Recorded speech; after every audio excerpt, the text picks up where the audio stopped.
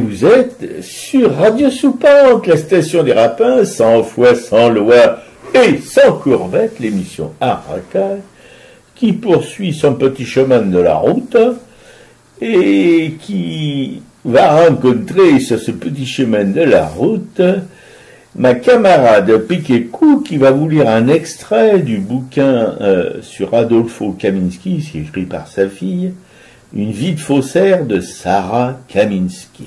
Oui, alors il faut préciser que c'est une exposition qu'on est allé découvrir au musée d'art et d'histoire du judaïsme et qu'on a rencontré c'est un personnage quoi, Ouais. qui a été tout autant faussaire que photographe, qui a excellé aussi bien dans les faux papiers que dans la photographie, qui s'est caché toute sa vie. Donc on va commencer effectivement, je vais vous lire de tout début du livre. Et après, on pourra un petit peu raconter des petites choses comme ça, parce que c'est un livre magnifique, quoi. Paris, janvier 1944. Arrivé devant la bouche du métro Saint-Germain-des-Prés, je m'y engouffre sans perdre de temps. Je dois rejoindre l'est de Paris, direction Père-Lachaise. Je choisis un strapontin à l'écart des autres passagers. J'ai, dans ma mallette, un contenu précieux que je serre contre moi. Je décompte les stations qui défilent. République, plus que 3. Il y a du bruit, des voix en provenance du wagon d'à côté. Le métro siffle depuis plusieurs secondes. Pourtant, les portes ne se referment pas. Les voix cèdent au bruit de pas, bruyant, sec, bien particulier. Je les reconnais immédiatement.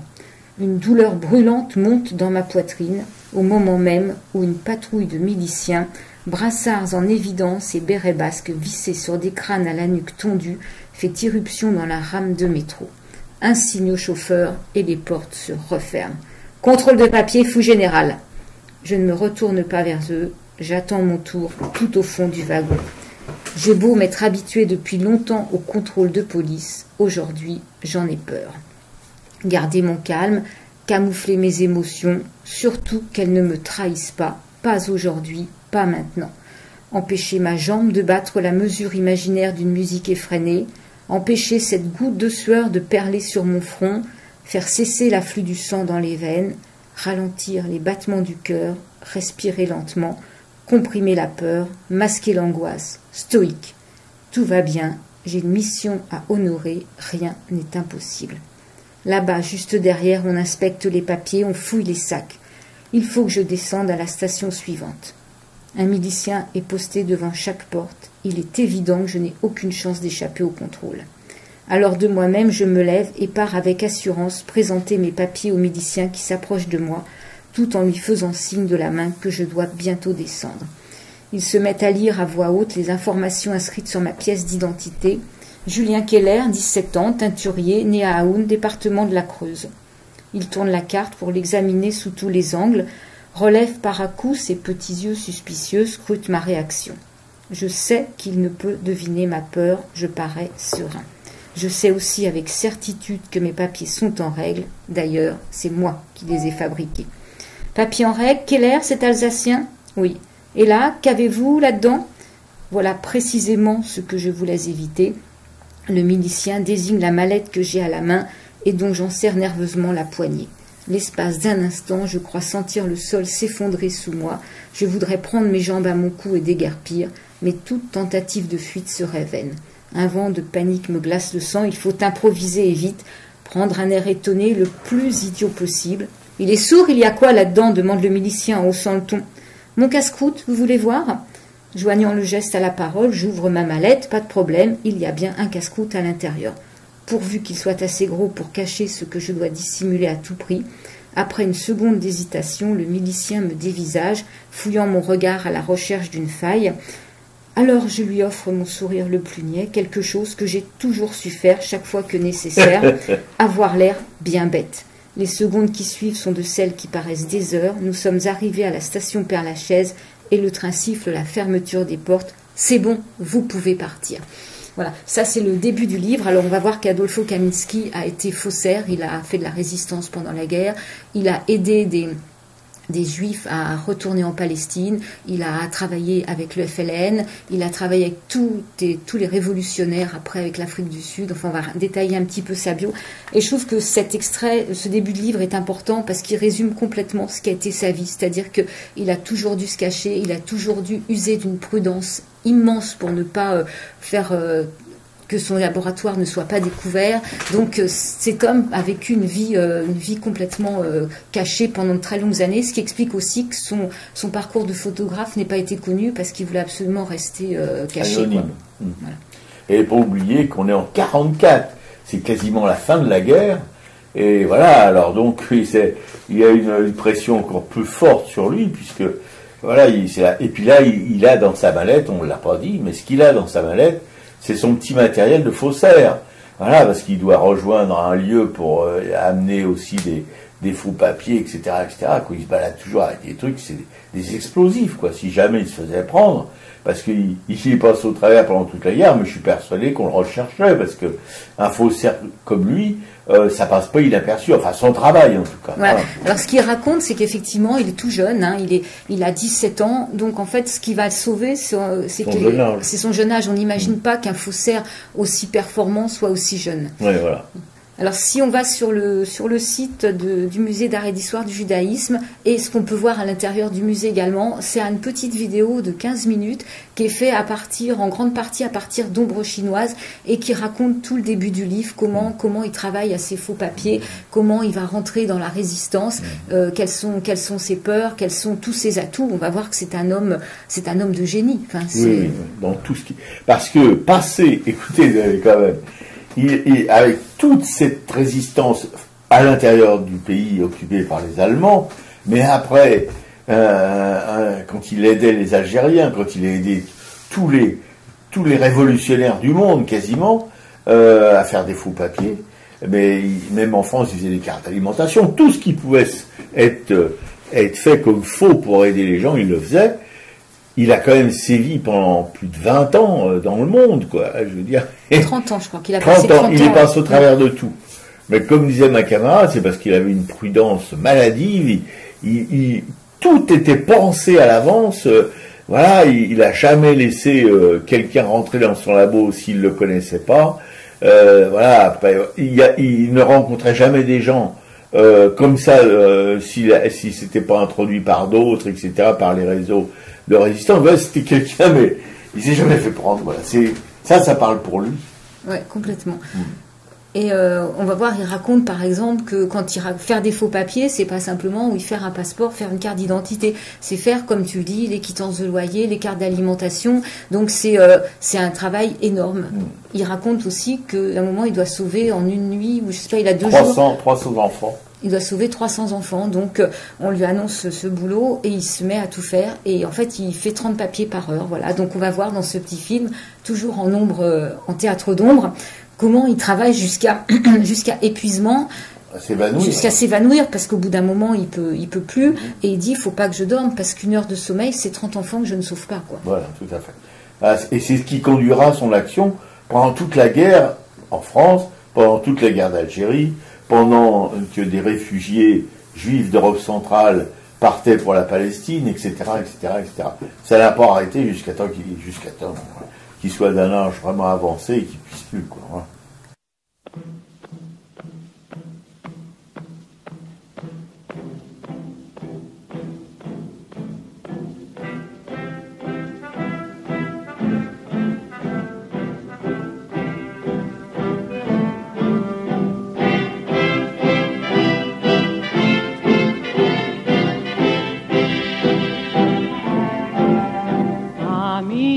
Entends-tu le vol noir des corbeaux sur nos plaines? Amis, entends-tu le chant lourd du pays qu'on enchaîne? Oh, et partisans, ouvriers et paysans, à vos armes! Ce soir, l'ennemi connaîtra le prix du sang et des larmes. Montez de la mine, descendez des collines, camarades. Sortez de la paille, les fusils, la mitraille, les grenades. Oh, et les tueurs à la balle ou au couteau, tirez vite. Oh, et saboteurs, attention à ton fardeau, dynamite. C'est nous qui brisons les barreaux des prisons pour nos frères. La haine à nos trousses et la faim qui nous pousse la misère. Il y a des pays où les gens au creux du lit font des rêves. Ici, nous vois-tu, nous on marche et nous on tue, nous on crève. Ici, chacun sait ce qu'il veut, ce qu'il fait quand il passe. Ami, si tu tombes, un ami sort de l'ombre à ta place. Comme du sang noir séchera au grand soleil sur les routes. Sifflez, compagnons, dans la nuit la liberté vous écoute.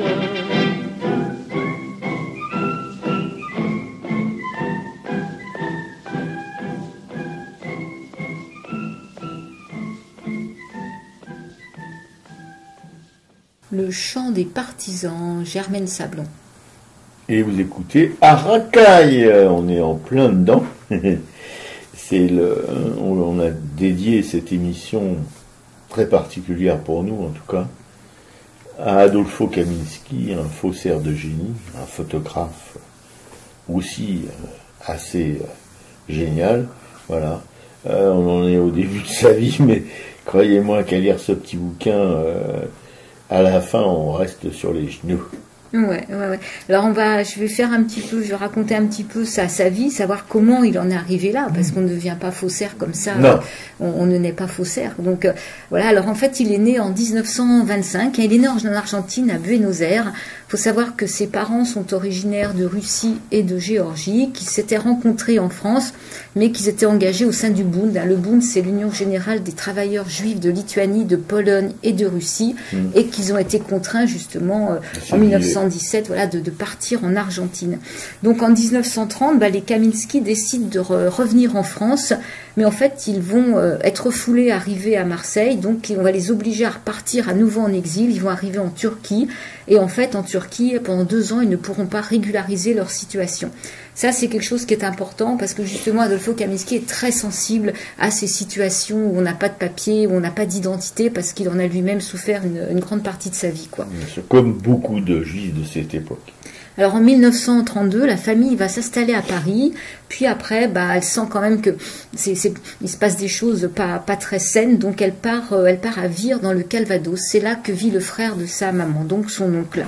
Donc lui, il travaille au départ avec son oncle, mais ça se passe pas très bien. Il a un oncle un peu space. Voilà, il fait des marchés, je crois, avec son oncle, mais il y a quelque chose ça va pas. Il aime pas les relations, il aime pas la façon dont son oncle... Non, mais lui, Adolfo, il a horreur d'être vendeur sur un marché. Voilà. Donc en fait, il va travailler comme ouvrier à l'usine de la Société Générale d'Équipement. Là, il a juste 14 ans, il est pas bien grand. Et là, les Allemands occupent la Normandie. L'usine doit licencier ses employés juifs et il va être engagé dans une teinturerie. Et c'est là, en fait, que sa vie va basculer, parce qu'il va se passionner pour la chimie. Donc, il peut acheter du matériel pour ses expériences grâce à un pharmacien, c'est Monsieur Grandcourt. Oui, extraordinaire. Et c'est là qu'il va travailler pour la Résistance. Oui, parce que le pharmacien était dans la Résistance. Voilà. Et en fait, c'est là qu'il va découvrir qu'il a un génie de la chimie, c'est-à-dire qu'il comprend complètement toutes les réactions.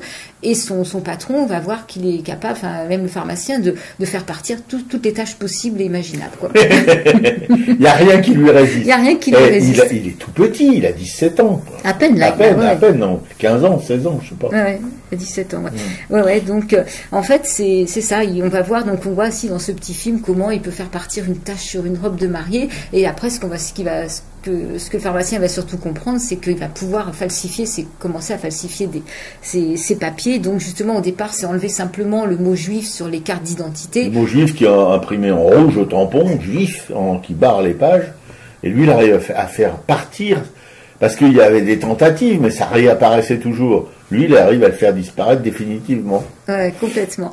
Et ouais. Donc voilà, il n'a que 14 ans. Donc il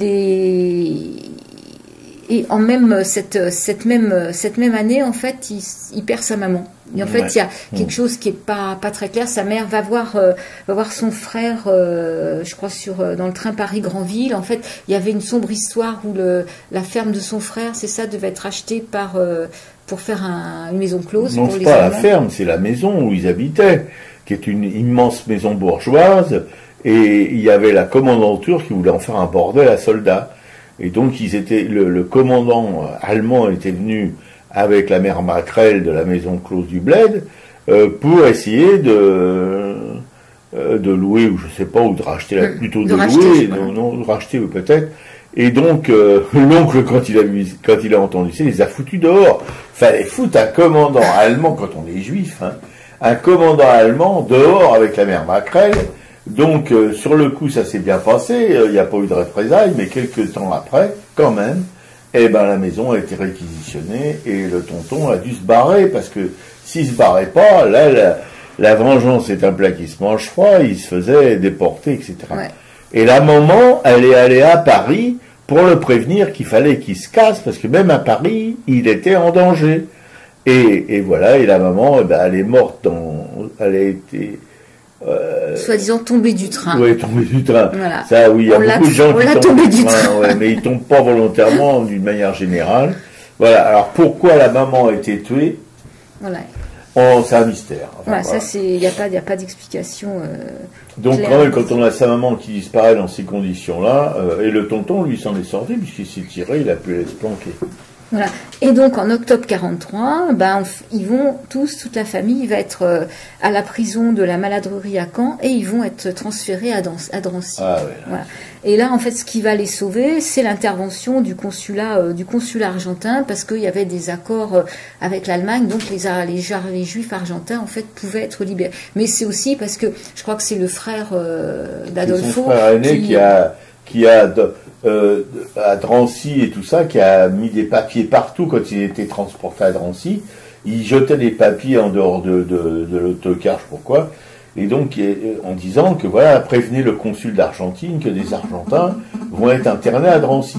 Et c'est grâce à ça qu'il y a eu une intervention. Mais aussi, quand ils sortaient de Drancy, ils ont croisé un convoi d'Argentins de Juifs argentins, qui venaient à Drancy parce que les accords venaient d'être rompus avec l'Argentine. Ça, c'est la deuxième fois, parce qu'ils ont été une deuxième fois internés voilà, à Drancy. Ça, Et là, effectivement, il a eu une chance incroyable. Il y a eu une mésentente, il y a eu, voilà, tout n'était pas il y a eu un flottement, donc en fait, on les a libérés, et en fait, les accords étaient plus valables, donc ils n'auraient pas dû être libérés. Ouais, c'est ça. Voilà. Donc en fait, après cette première sortie de Drancy, la famille décide de se séparer pour survivre. Donc lui, il a 18 ans et c'est là qu'il est dans la résistance, dans ce laboratoire clandestin à Paris et qui travaille pour le mouvement de libération nationale, pour la 6e, donc c'est la branche clandestine des éclaireurs israélites de France, et pour l'organisation juive de combat. Et donc il va passer tout ce restant de la guerre à faire des faux papiers, permettant ainsi donc à des juifs d'être sauvés, et ainsi aux juifs, aux enfants, enfin tous les gens qui peut sauver, quoi. Tout en en faisant pour la résistance. Tout en faisant pour la résistance, quoi.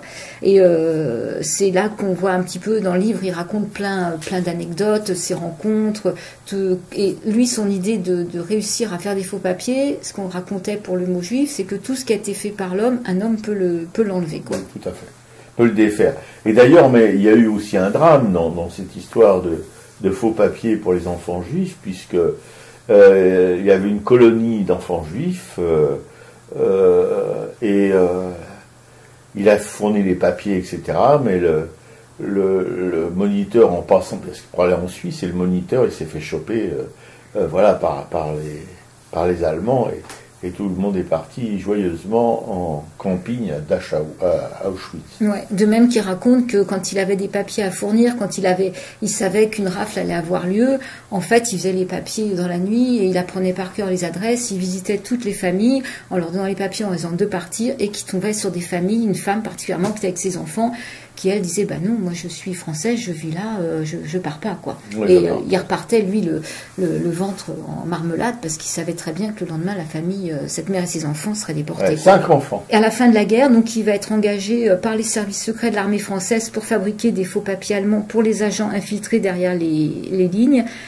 Et en fait, en 1945, il va quitter les services secrets parce que c'est le moment de la guerre d'Indochine. Et lui, en fait, il veut pas du tout travailler au moment de la guerre d'Indochine. Il est anticolonialiste. Donc, pour lui, l'Indochine doit se libérer. Donc, il n'est pas du tout question à ce moment-là d'aider les services secrets, quoi. Alors, on peut noter, ce qui a guidé toute sa vie, on verra aussi pour son engagement pour l'Algérie, c'est qu'il a toujours travaillé gratuitement. Il a refusé d'être payé, gardant ainsi toute liberté à chaque fois de dire, bah non, ça, je veux pas le faire, ça correspond pas à mon éthique. Et ça, c'est vraiment très important. Ah oui, c'est très important. Alors, il se débrouillait avec des petits travaux de photographie pour pouvoir survivre, mais cette liberté a guidé toute sa vie, quoi. Oui, il faut dire qu'il avait pratiquement pas l'argent pour vivre. Il vivait misérablement, quoi. Voilà. Il vivait misérablement. Donc après, il va s'engager donc pour faciliter le départ des Juifs vers la Palestine. On sait très bien que c'est le moment où il y a des groupes comme le groupe Stern, comme la Haganah, qui font des attentats pour faire partir les Anglais. Effectivement, il y a des Juifs qui n'ont plus d'endroit où aller. Donc lui considère que c'est normal de les aider à intégrer l'État d'Israël. Il y a le groupe Stern et le groupe Haganah se font la guerre. Il va réussir à travailler pour les deux. Par contre, il refuse absolument l'action violente et il va refuser d'ailleurs de faire un attentat contre un Premier ministre britannique. Et comme il peut pas le refuser comme ça, en fait, il va truquer la bombe qu'il doit faire et le train doit dérailler. Et en fait, il va complètement truquer la bombe pour qu'elle n'explose pas. Il y a l'allumage ne fonctionnera pas. Voilà. Voilà. Oui, parce que c'est ça aussi. C'est qu'il était profondément pacifiste et il voulait pas. Non. Oui, voilà. C'est tout simplement. Et que tu vas nous raconter la suite avec le groupe Stern et tout ça. Ouais.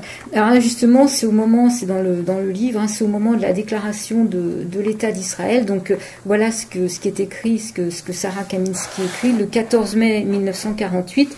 Conformément à la résolution de l'ONU, David Ben Gourion proclama la déclaration de création de l'État d'Israël selon le découpage prévu. Le lendemain, l'Égypte, la Jordanie, la Syrie et le Liban attaquèrent la nation qui venait d'éclore. C'est à cette époque que la plupart des copains de l'organisation émigrèrent en Palestine pour construire le pays. Dans les enveloppes de M. Paul, je voyais défiler les photos d'identité de tous mes amis pour qui je devais faire de faux passeports et des visas. Quant à moi, je devais les rejoindre une fois le travail achevé. Mais les mois passèrent et je ne le souhaitais plus. La guerre qui avait lieu là-bas me mortifiait. Pendant que d'un côté on allait bientôt chanter la victoire, que de l'autre on pleurait la défaite, je continuais de trimballer mon amertume et mon pays mixte comme un boulet à chaque pied. Et puis, j'avais imaginé un pays solidaire, collectiviste et surtout laïque. Je n'ai pas supporté que le nouvel État choisisse le religieux et l'individualisme, parce que c'était tout ce que je détestais. Une religion d'État, cela revenait à créer encore une fois deux catégories de population, les Juifs et les autres. La victoire contre les Anglais avait-elle éclipsé les idéaux pour lesquels nous combattions depuis plus de 2 ans? J'eus beau expliquer mon raisonnement, chercher à convaincre, personne ne partagea mes doutes, j'étais le seul à être athée. Tu veux dire que tu regrettes, lui demande sa fille. Bien sûr que non, je suis fière d'avoir participé à l'immigration clandestine de dizaines de milliers de rescapés, autant que d'avoir contribué à la création de l'État d'Israël, mais j'ai appelé M. Paul pour lui annoncer que je n'irais pas là-bas. Je lui ai expliqué que je préférais le pays qui avait choisi la laïcité et promulgué la Déclaration des droits de l'homme, même s'il n'était pas toujours respecté, même si j'y étais toujours clandestin. Il l'a très mal pris, mais après tout, je n'avais pas prêté serment à l'AJ, je ne lui devais rien. Tous y sont allés sauf moi, je ne les ai pas revus, mais je sais qu'ils m'ont attendu de longues années. Voilà, il se déclare antisioniste, ça c'est... Tout à fait. Ce qui le rend encore plus cher à nos cœurs. Voilà. Donc en fait, on est en 48, là il va faire des tirages photos pour le cinéma, il spécialise donc dans la reproduction d'œuvres d'art et ça lui sert un peu de couverture. Enfin, il vit comme photographe jusqu'à ce qu'il doit partir s'installer aux États-Unis. Il a rencontré une femme dont il est follement amoureux et en fait elle part en avance. Lui dit écoute, je te rejoins, je vends mes affaires, je vends tout ce que j'ai et je te rejoins aux États-Unis. Et en fait c'est à ce moment-là qu'il va être contacté en France par Francis Janson pour travailler pour le FLN, pour devenir donc un porteur de valises. Donc il ne partira pas aux États-Unis. Il sacrifie sa vie sentimentale pour travailler à la dépendance de l'Algérie. Donc il va faire des faux papiers pour le réseau Henri Curiel, et donc qui vient en aide au mouvement de libération du tiers-monde, aux militants clandestins. Et après, il va travailler effectivement aussi bien pour les régimes dictatoriaux de Salazar, contre les régimes dictatoriaux de Salazar au Portugal, de Franco en Espagne, des colonels en Grèce. Il fait des faux papiers pour les déserteurs américains qui ne veulent pas faire la guerre du Vietnam. Et il y a une anecdote assez rigolo. Il dit qu'en 68, il a fait des faux papiers pour Cohn-Bendit, qui était réfugié en Allemagne, qui devait venir faire un meeting en France. Et donc il lui fallait pouvoir passer la frontière. Et là il dit c'était certainement le faux le plus médiatique et le moins utile que j'ai réalisé de toute ma vie. Et paf. Voilà. Donc après 30 ans de service, là il va se sentir un peu en danger. Il va sentir que le vent tourne. Il y a plusieurs fois il va se retrouver à être obligé de faire un faux passeport. On va lui proposer un passeport sud-africain à faire. Et en fait, on lui présente 3 fois le même passeport, et là, il a un peu peur. En fait, on sait qu'il y a eu l'assassinat d'Henri Curiel. Enfin, il se méfie et il va arrêter de travailler comme faussaire, quoi. Il va partir en Algérie. Voilà, il va partir vivre en Algérie parce qu'il a été sollicité par un ami, et il va rencontrer donc cette femme Leïla avec qui il aura 3 enfants. Dont Sarah. Dont Sarah. Voilà, il y aura Atahualpa, José et Sarah. Donc ils vont revenir après, ils vont revenir en 1982, ils vont revenir en France et ils vont se faire naturaliser français. On est compte naturaliser français après 50 ans en France comme clandestin. Ouais. Et donc on l'appelait pendant toutes ces périodes de faux papiers, on l'appelait le technicien. Il pouvait tout faire. On lui a proposé, rien que pour le tester, de faire un passeport suisse qui sont réputés infalsifiables. Et lui, il va réfléchir, il trouve pas, il s'endort, et quand il se réveille... C'est-à-dire qu'il a rêvé la composition du papier. Voilà. C'est le papier qui est infalsifiable, en fait. Et lui, en rêve, il a trouvé la fabrication du papier, il a su, en se réveillant, comment il fallait faire. Et il a fait un passeport infalsifiable, falsifiable. Voilà, donc il faut faire des passeports suisses qui étaient super importants, quoi. Alors, c'est vraiment une découverte époustouflante. Hein. Oui, parce que regardez, il est antisioniste, là, pour nous c'est très important, il est pacifiste, l'argent il n'en a rien à foutre, parce qu'il ne se faisait pas payer, et on lui a proposé des millions, vous entendez bien, des millions pour faire des faux papiers, il a refusé. Voilà, c'est quelqu'un qui a toujours vécu sur son nuage, un être, voilà, un cœur pur, quoi, voilà. Et il est toujours vivant. Oui, toujours vivant. D'ailleurs, on voit là, un petit film, et il a été acheter son canard enchaîné, il vient avec son petit cabas, son canard enchaîné, sa canne, il revient chez lui. Voilà, et puis qu'est-ce qu'il dit? Il dit, bon, maintenant, je peux plus faire grand-chose. Mais si chacun faisait ne serait-ce que 10% de ce qu'il a fait dans sa vie, on serait libéré de nos chaînes, je crois. Tout à fait.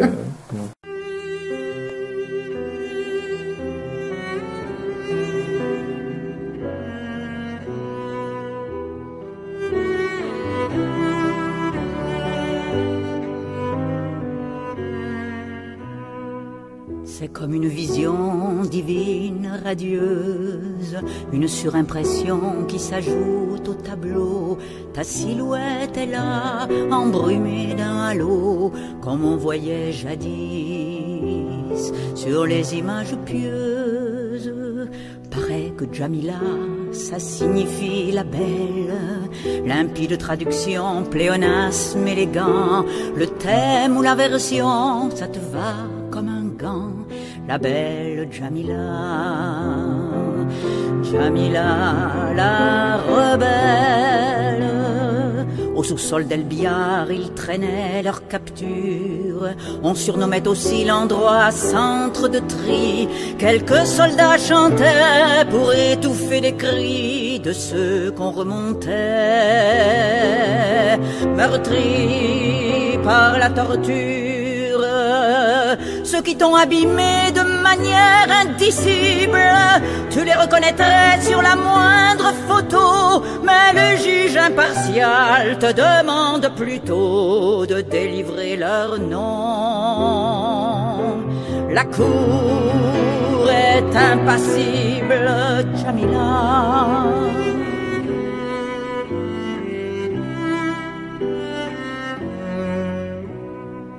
On fait taire les voix, on censure les lignes de Sagan Signoret à limite de Beauvoir ou Germaine Tillon dont le crime est d'avoir dénoncé haut et fort ces pratiques indignes. On t'éloigne d'Alger, on se voile la face au-delà de la mer, loin du cœur, loin des yeux, de barbe rousse à peau et de frêne à Lisieux. Croit-on qu'en voyageant le souvenir s'efface?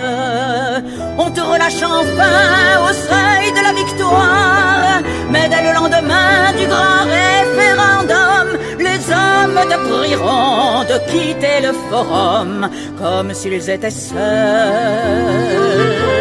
à écrire l'histoire, Jamila.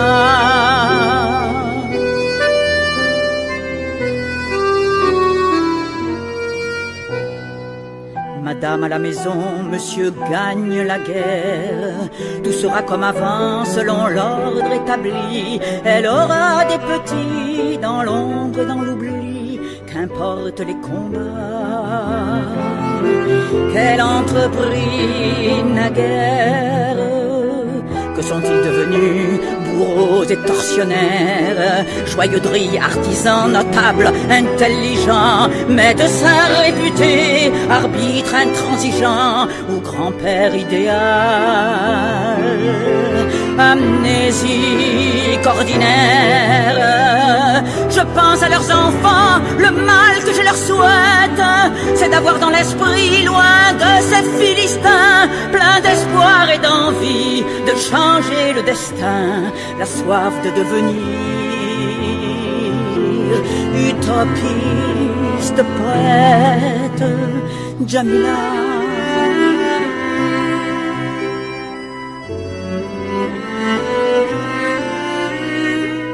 Que leur chant jusqu'à toi déchire le silence pour apaiser un peu l'inusable douleur.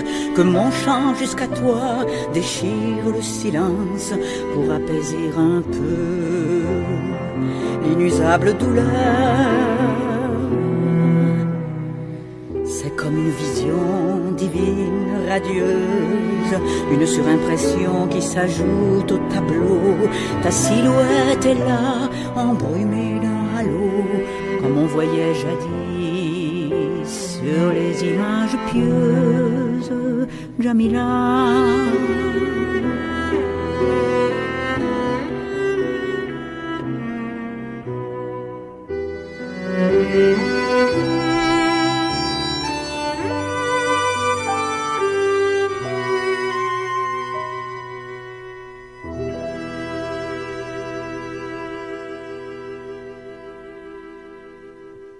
Jamila, Francesca Solleville. Bon, vous pouvez ranger vos mouchoirs. Hein.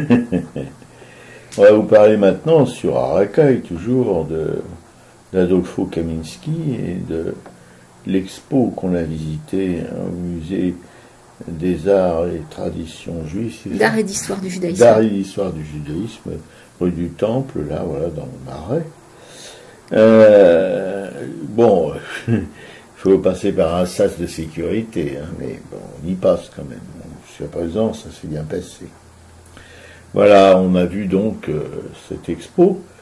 On va vous parler de la photo, bien sûr, mais il y a aussi, dans cette expo, son petit atelier en réduction, bien sûr, parce qu'il était plus important que ça, dans la vérité, mais de la fabrication des tampons, de la fabrication de ces faux, avec quelques plumes, quelques encres, etc., quelques tampons, justement, et puis les œuvres, les passeports, etc., papiers divers et variés, faux, dont les gens avaient besoin, parce qu'il ne suffisait pas souvent, il ne suffisait pas du passeport, on vous demandait les pièces, voilà, comme des quittances de loyer, comme des choses comme ça, de l'électricité, ça.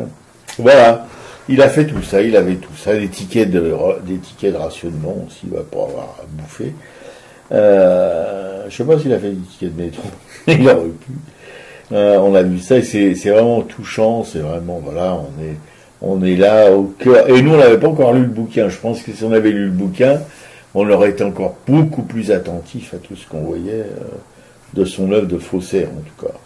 Et à côté de ça, bah, évidemment, il y a l'œuvre photographique, et là, on est aussi vraiment complètement dans sa photo des rues de Paris, des gens de Paris, etc. C'est beaucoup. Il a fait aussi de la photo en Algérie. Ouais. Il y a beaucoup de photos d'après-guerre, hein, les lumières de Pigalle, des amoureuses dans la nuit aussi. Des enfants. C'est un peu comme Douaneau, quoi, voilà, mais différent. Mais bon, voilà, sa carrière de photographe, évidemment, a pâti de sa carrière de faussaire, puisqu'il n'a jamais fait vraiment de son vivant d'expos de ses photos, il n'a jamais poussé. C'était pas le genre à se faire de la publicité, voilà, hélas. Mais c'est vraiment des très très belles photos. Ouais, il y a tous ces anciens métiers de Paris.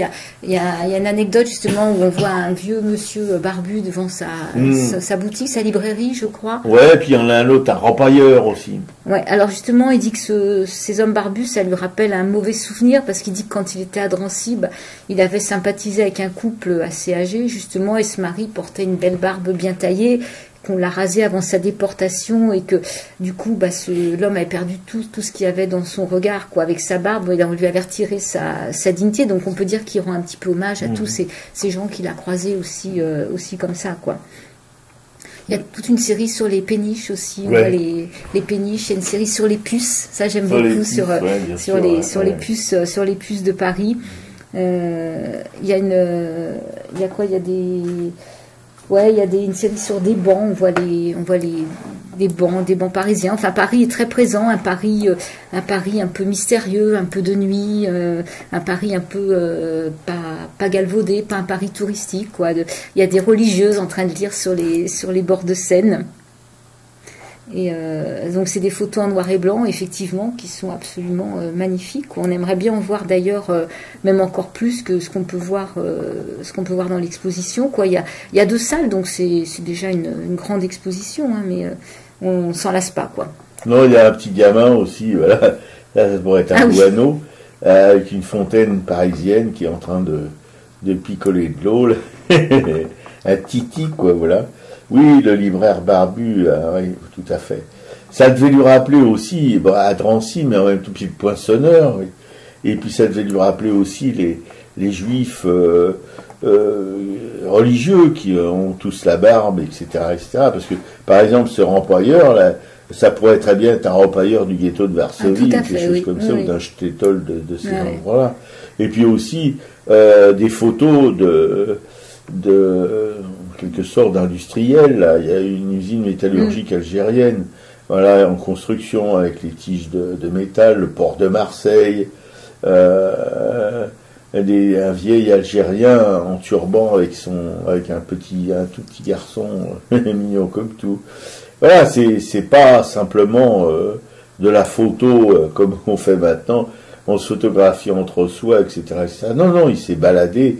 C'est un baladeur, un marcheur infatigable. On le voit aussi sur on voit ses tampons. Et lui, avec son appareil photo, sa chambre claire, là, voilà, avec une grande barbe, et lui aussi, il a la barbe en étant âgé comme ça, qui fait très, très religieux, alors qu'il n'est pas du tout. Ouais, c'est ça, voilà, c'est Adolfo Kaminski. Voilà, il avait son relais flex et il arpentait les rues. Alors maintenant que cette exposition est là, peut-être qu'on pourra voir plus de ses œuvres, on espère, quoi. Oui, on espère qu'il y aura une exposition consacrée une plus grande exposition consacrée à son travail de photographe, parce que ça le mérite vraiment, mais vraiment. Je peux en parler puisque j'ai travaillé pendant quelques années dans la presse photographique et j'ai côtoyé à peu près tous les photographes connus à cette époque-là, comme Cartier-Bresson, Martin Franck, Le Quérec et compagnie, et d'autres, Hibou, machin, truc et chose, c'est pas tous, mais mes préférés, c'était plutôt les gens de Viva, comme Le Quérec et Martin Franck et d'autres, hein, j'oublie les noms. Voilà, donc j'ai vu beaucoup de photos. La salle aussi, voilà. Vassal, pardon, j'ai vu beaucoup de photos, mais bon, et je peux vous dire, je suis pas un expert hein, quand même, mais en ayant vu beaucoup de photos, et des meilleures, je peux dire que avec un certain sérieux, que ce qui est pas tout à fait mon trip, enfin bon, de temps en temps, avec un certain sérieux, que Adolfo Kaminski est un bon photographe. Et quand je dis bon, c'est pas un mot, je veux pas employer les superlatifs, parce qu'il avait horreur de toutes les superlatifs. Donc je veux pas non plus chagriner, hein, s'il écoute l'émission, monsieur Kaminski. Hein. Bon, on peut peut-être lui envoyer, en fait. Oui, on pourrait peut-être lui envoyer.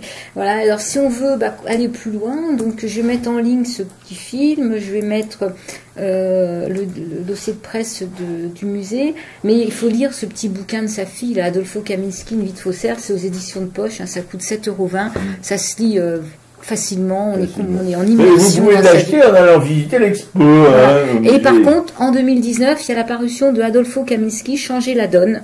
Ouais. Donc ça, on l'a pas lu, on ne sait pas ce que c'est. Il n'y a rien d'écrit dessus. Non. Voilà, donc en tout cas, on est ravis de vous avoir fait découvrir cet homme hors du commun. Ouais, nous, on est complètement... voilà, quand des fois, il y a des périodes de blues et tout ça, quand on a la vie... de cet homme, voilà, on sent vraiment, on n'a plus le droit d'être malade, on n'a plus le droit d'avoir le spleen ni rien, on a le droit d'être joyeux, heureux de vivre et de voir le soleil tous les jours se lever et tous les jours se coucher.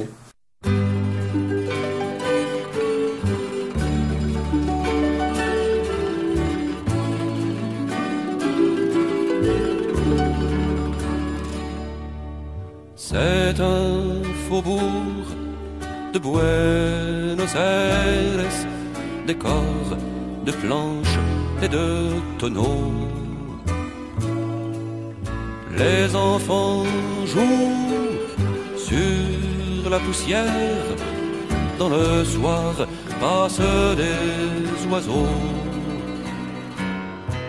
On ne reverra plus le père des messieurs sont venus tantôt.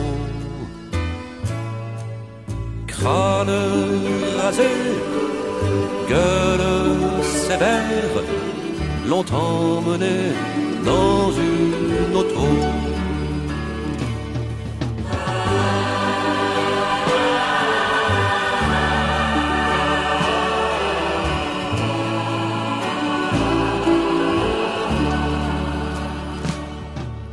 C'est un faubourg de Buenos Aires, les yeux lavés par les sanglots,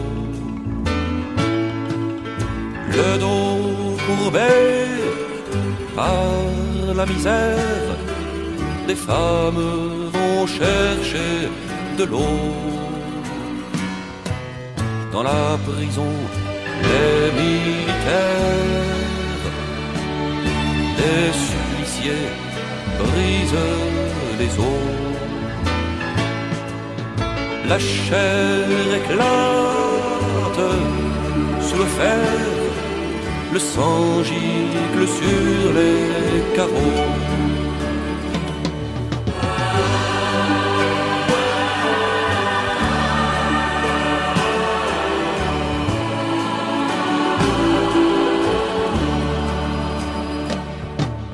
C'est un faubourg de Buenos Aires, la nuit sera noire bientôt.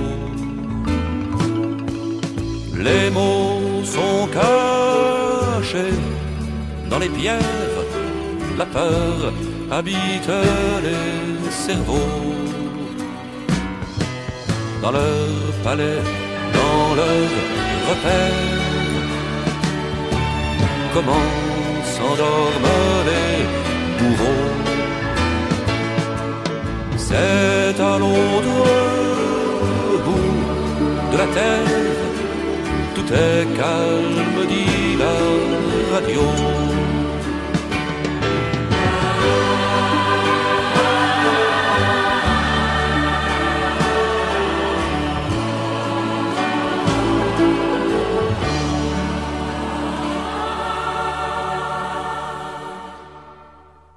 Les faubourgs de Buenos Aires, Michel Buller, parce qu'évidemment, Adolfo Kaminski a aussi aidé les révolutionnaires d'Amérique du Sud. Oui, surtout, il était en Argentine. Mais Buenos Aires, c'est en Argentine. Ouais. C'est en Argentine. Voilà, vous êtes toujours sur Araka, Radio Sous-Pente, la station des Rapins sans foi sans loi et sans courbette. Et tout de suite, les expositions. Alors, les expositions, en fait, on n'a pas fait d'émission, mais on s'est quand même un petit peu bougé. Nous sommes allés à Roubaix, à la piscine de Roubaix, pour une exposition consacrée à Jules Adler. Donc, c'est peintre sous la Troisième République. Ce sera le thème peut-être de notre prochaine émission. Là, c'est magnifique. Jules Adler, le peintre des humbles. Donc, on vous racontera ça plus en détail, mais on a vraiment vu de la très belle peinture comme on l'aime au 19e siècle. Quoi. Et Jules Adler, entre nous, c'est aussi un juif. Hein. Pourquoi je dis ça? C'est pas pour moi, mais c'est parce que pour appuyer mon billet, que ça...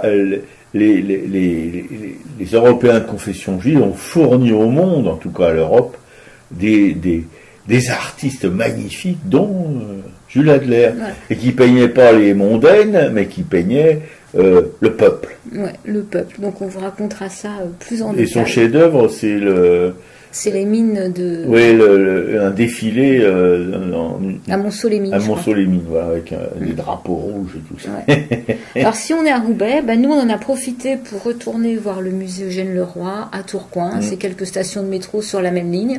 Donc, ça vaut le coup. C'est toujours un plaisir. Même si là, il y a une exposition un peu avec de l'art contemporain, il y a moins d'œuvres d'Eugène Leroy. Mais pour ceux qui ne connaîtraient pas, on peut voir quelques tableaux d'Eugène Leroy, découvrir sa patte. Hein, c'est 3 cm de peinture sur la toile. Ouais, tout à fait. Voilà. Et ça, on n'a pas eu le temps de le faire, c'est dommage. Il y a une exposition Eugène Dedaigne. Eugène Dedaigne est un sculpteur. C'est à la Villa Cavrois jusqu'au 6 octobre. Et c'est aussi à côté de... C'est pas très loin. On peut aller en tram, on peut aller à pied. Ça s'appelle Pierre et Fusain. Voilà, c'est à découvrir Eugène Dedaigne. On a parlé régulièrement d'Eugène Dedaigne dans ses émissions. Je crois que lui travaillait surtout ce qu'il appelait la pierre de soigne. Il y a une pierre... Ouais, enfin, il travaillait, il ébauchait à peine. C'est très simple, mais c'est très fort aussi. D'ailleurs, il y a une de ses œuvres dans le petit jardin dans l'entrée de la piscine. On reconnaît parce que c'est pas du tout Rodin ni comment il s'appelle. Zadkine ou Bourdelle. Ouais, non, pas du tout. Plus proche de Zadkine peut-être, mais encore de très loin parce que bon. Mais d'une simplicité. Je crois qu'il n'y a pas un sculpteur connu qui est moins sculpté ses pierres que lui. Et voilà, donc Marie-Noël Fontan, en sculpture végétale, ça c'est au musée de la Duze, hein, c'est dans le petit musée d'art populaire de Jacqueline Imbert, donc à découvrir absolument si vous êtes en Bourgogne. On a consacré notre dernière émission sur son travail, donc à réécouter et surtout à aller découvrir et rencontrer Jacqueline, cette femme extraordinaire. Voilà. Si avait un mari aussi extraordinaire, le peintre Raymond Imbert. Voilà, si on reste à Paris, on peut faire un petit tour sur les bords de Seine. Et là, j'avais découvert un petit logiciel audio qui s'appelle Jean de la Seine, qui en fait a été fait par des archéologues sonores, qui a récupéré des sons du 17e et 18e de la vie qu'il y avait à l'époque sur les bords de Seine. Donc on se promène, si on est suréquipé technologiquement, qu'on a un smartphone, on peut mettre l'appli et écouter en se promenant. Sinon on peut le faire aussi de son ordinateur, ou on peut écouter avant et aller se promener après. Enfin voilà, on fait ça comme on le sent. Mais on peut écouter avant, aller se promener, écouter après. Voilà, c'est l'occasion de découvrir les petits métiers qu'il pouvait y avoir sur les bords de Seine, toute cette vie parisienne. Quoi. Il y avait une multitude de petits métiers et tout a été détruit, mais systématiquement depuis, mais c'est pas nouveau, hein. C'est depuis le 17e, depuis le 16e, et ça a commencé, les entreprises de démolition de Paris, et ça se poursuit aujourd'hui. Et le pont Notre-Dame était habité. Voilà. Au musée Montmartre, jusqu'au 8 septembre, l'exposition d'Aurignac, on en a parlé longuement aussi dans une émission, donc encore un petit peu de temps pour aller découvrir ça. Et Berthe Morisot au musée d'Orsay. Pour l'instant, nous n'y sommes pas allés. Peut-être j'irai toute seule. Oui, c'est probable même. Mais en tout cas, on fera une émission sur Berthe Morisot. On a lu le livre de Dominique Bonnat qui lui est consacré, Le mystère de la Dame en noir.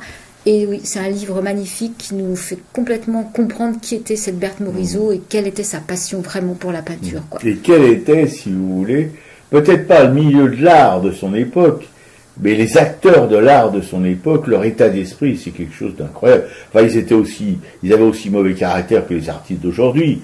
Sauf que, il y avait quand même une certaine communauté d'esprit, malgré leur mauvais caractère, surtout à Degas d'ailleurs, qui foutaient le bordel. De gaz, qui foutaient le bordel partout. Mais quand même, il y avait une communauté, d'idéaux. Voilà, si je peux dire, c'est un peu redondant, mais bon. Voilà, bah ça c'est pour les expositions. Voilà. Le culturel de la semaine. Alors, Monsieur Fabre, c'est un film de André Diamant-Berger, de 1950 et des poussières. Bah, c'est l'histoire de Fabre, l'entomologiste, quoi. Et c'est en noir et blanc. C'est interprété par Pierre Freinet. Voilà. Sublime. Méconnaissable, presque. Ouais. Mais au moins, alors c'est la Troisième République, on retrouve, si vous voulez, ces idéaux de la Troisième République, voilà. Et Fabre, c'est un idéaliste, il n'y a aucun doute là-dessus, qui est toujours en conflit avec les autorités, voilà, et parce que c'est quelqu'un qui est vraiment convaincu de l'intérêt de son travail, va découvrir le monde invraisemblable des insectes, voilà. Et il a sa petite maison qui existe encore avec son parc, c'est à Orange, je crois. À Orange ou non? C'est Avignon, je crois, non? Oui, non, c'est un autre bled qu'Avignon. Enfin, il a habité à Avignon aussi, mais voilà, moi j'avais été la visiter, sa maison et son parc là. C'est un nom, le petit village, merde, la petite ville. C'est ni Orange ni Avignon, c'est entre les deux. Voilà. Et donc on découvre on peut dire un savant, on dit un scientifique plutôt, qui a une œuvre, si les entomologistes, invraisemblable, quoi. Il a pratiquement tout. C'est lui on peut dire, c'est lui qui a commencé, si vous voulez, le boulot, quoi. Voilà. Et non seulement en répertoriant, mais en faisant des descriptions poussées de tout ce qu'il voyait, de tout ce qu'il comprenait. Ouais, d'ailleurs, on voit dans le film avec son fils, là, il est en train d'observer. Il a des filles. Alors il y a le côté un peu rigolo, familial. Bon, il n'était pas toujours très drôle avec ses filles, mais bon, il aimait bien sa famille. Il avait vraiment l'amour. Non, mais les filles à cette époque-là, ouais. Voilà. Il avait l'amour de la famille et il avait aussi une pédagogie qui était complètement nouvelle. C'est-à-dire que, alors qu'il est dans un établissement où faut pas bouger, il faut écrire, lui, il est dans la découverte, l'exploration. Et d'ailleurs, il se fait taper sur les doigts par le principal jusqu'à ce qu'un ministre reconnaisse son boulot. Et là, Motus, c'est bouche cousue le principal. Sauf que quand le ministre a été évincé avec Napoléon III, qui a été évincé aussi, et bien lui aussi a été évincé de son... Parce que dans ce milieu enseignant aussi, les rancunes sont tenaces. Hein. Ouais. Bon, en tout cas, c'est vraiment un chouette film. Je mettrai le lien parce qu'on peut le voir sur Internet en version complète, quoi, ouais, sur YouTube. Donc c'est un chouette moment. C'est se complètement prendre par son histoire, quoi. Voilà, dans les livres, on continue l'exploration de Vuillard. On a continué à lire Éric Vuillard. Donc La guerre des pauvres, c'est son dernier bouquin. Donc là, on est au XVIe siècle, début du XVIe, 1524. C'est les pauvres qui se soulèvent. Hein, on est dans le sud, qui sont massacrés. Qui se font massacrer. On est dans le sud de l'Allemagne. On arrive en Suisse, en Alsace, et il y a la figure d'un théologien qui va être aux côtés des insurgés, qui s'appelle Thomas Münzer. Et donc, ça raconte très brièvement. Les bouquins de Vuillard sont très courts, mais très denses et très synthétiques. En fait, tout est dit. Il a un style qu'on aime toujours autant, quels que soient les bouquins qu'on lise. Et en fait, on va découvrir la révolte menée par Thomas Münzer, quoi. Et son style à Vuillard, c'est vraiment une découverte, hein, parce que vraiment un style incroyable. Voilà. Et la guerre des pauvres, alors ce qu'il y a quand on lit des choses comme ça, mais c'est pas les premiers qu'on lit comme ça, on se rend compte que ça n'a rien à changer. Les gilets jaunes, c'est ça, hein. C'était les gilets jaunes de l'époque, sauf qu'à cette époque-là, les CRS c'est encore pire que maintenant, quoi. Voilà, on massacrait allègrement, voilà, les pauvres. Ils ont aussi engrangé des victoires, hein, les pauvres. Donc on les massacrait d'autant plus férocement qu'ils avaient foutu une trouille bleue aux possédants. Voilà, c'est ça. C'est toujours la même histoire. C'est toujours pareil.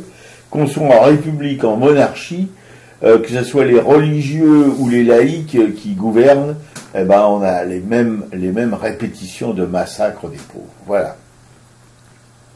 Mais c'est bien de le lire, c'est bien de se conforter avec l'histoire.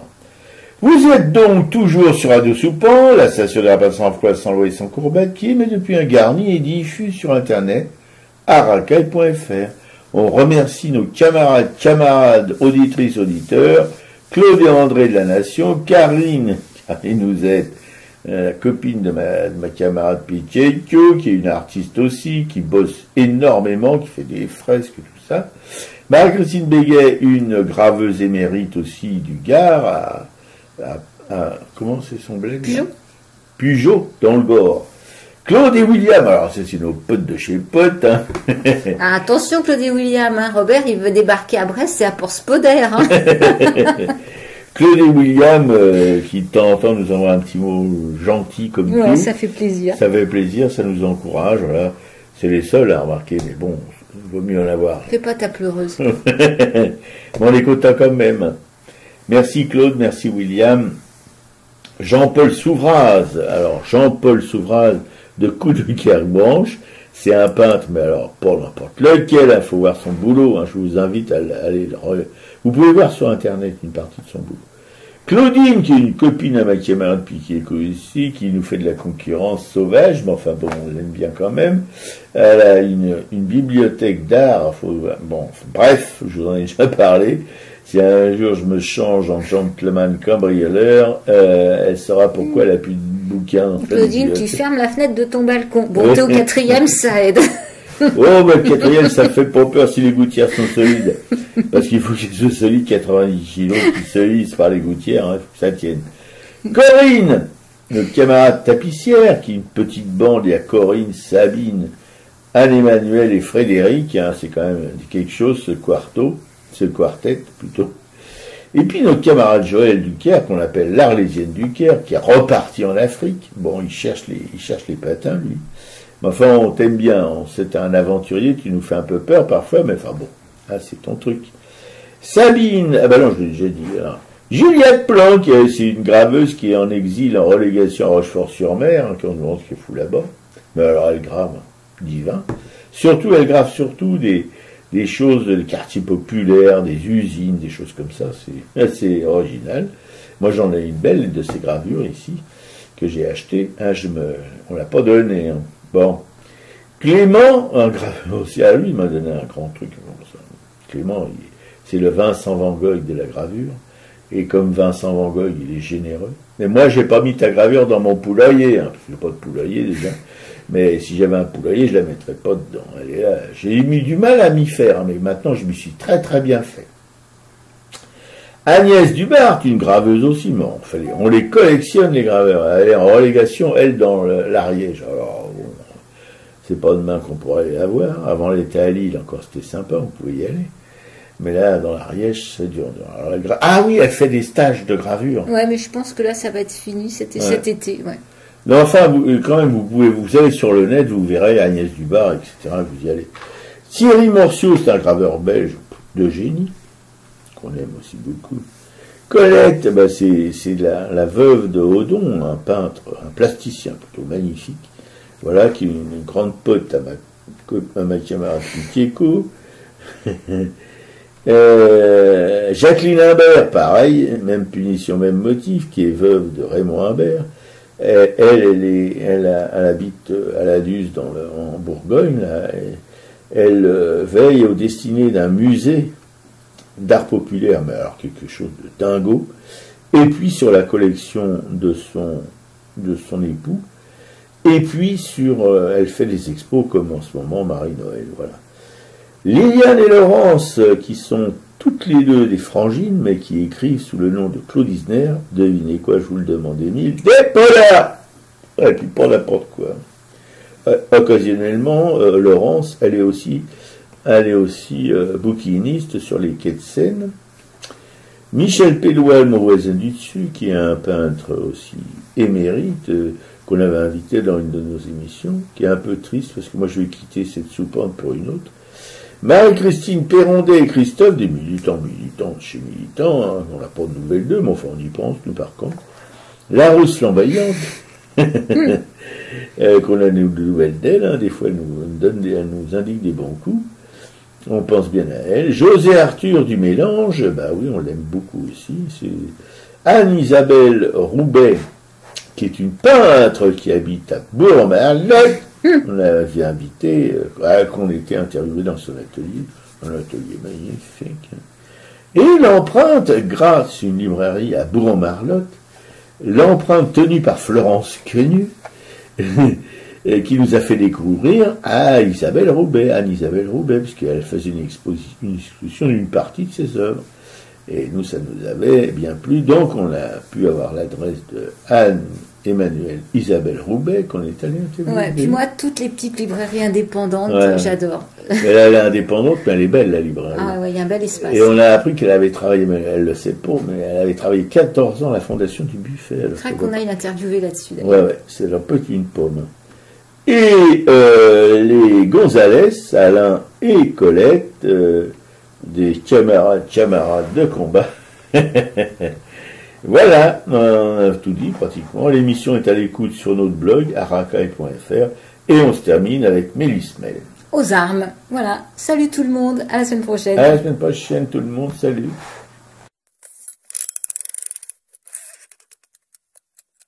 C'est la lutte finale, un combat d'initiés sont les perdants qui gagnent, nos dames émancipées, les médias sous le roi, mon peuple articulé, d'un pantin au long bras, faut pas venir pleurer. Allons enfants de la patrie, le jour de gloire est terminé entre nous deux. La tyrannie sous l'étendard sang élevé, entendez-vous dans nos campagnes mugir nos pauvres de faim de froid, qu'ils viennent jusque dans vos bras, pleurer dans nos villes, nos sarcasmes aux armes, etc.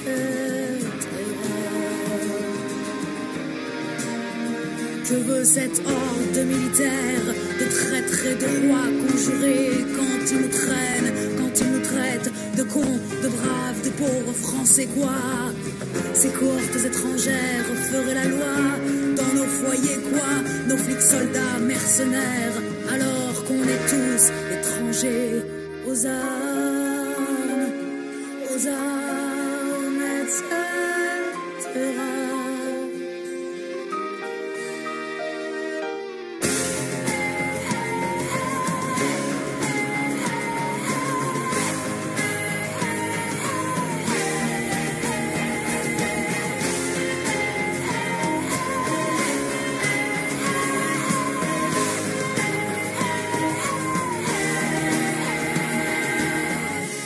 Comprime et la loi triche, l'impôt se rit des malheureux, nul devoir ne s'impose aux riches, le droit du pauvre est un mot creux, des preuves qui se ramassent à l'appel, l'égalité n'existe pas de droit sans devoir, dit-elle, égaux à la naissance parfois, liberté liberté chérie, ceux qu'on la thune n'ont que l'odeur, amour sacré de la